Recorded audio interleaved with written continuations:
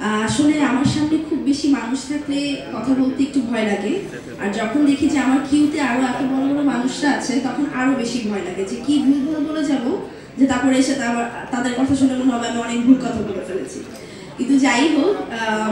প্রথমত আমি রিমার্ক ফ্যামিলিতে জয়েন করতে পেরে অনেক বেশি খুশি এবং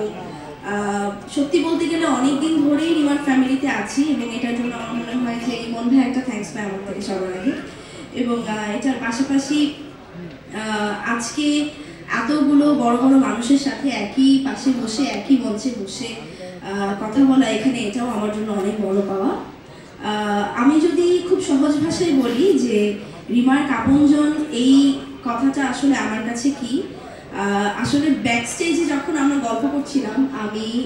মিমাপু পূজা আমরা যখন গল্প করছিলাম তখন আমরা ডিসকাস করছিলাম যে আসলে আমাদের আপনজন কারা কিংবা কে। তো আমার যেহেতু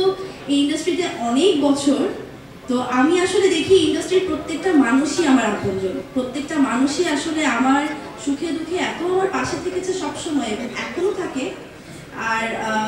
সবচেয়ে বড় কথা আমার মনে হয় খারাপ সময় যারা খুব বেশি পাশে থাকে তারা আসলে আমাদের আসল আপনজন, এবং এই ইন্ডাস্ট্রির প্রত্যেকটা মানুষ আমাকে খারাপ সময় অনেক বেশি সাপোর্ট দিয়েছে।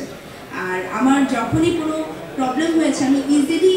আমাদের ইন্ডাস্ট্রির যে কোনো একজন, আমার কো অ্যাক্টর হোক কিংবা আমার সিনিয়র হোক কিংবা আমার কলিগ হোক, যা আমি ইজিলি যে কাউকে ফোন দিয়ে আমি এই হেল্পটা পেয়েছি এবং এই হেল্পটা এবার আমাদের সকলের মধ্যে রিমার্ক আমাদের সাধারণ মানুষদের মধ্যে এনে দিচ্ছে। এবং আমার মনে হয় এটা প্রথম কোনো কোম্পানি রিমার্ক যে কিনা রিমার্ক আপনজন নামের এরকম একটা উদ্যোগ শুরু করেছে।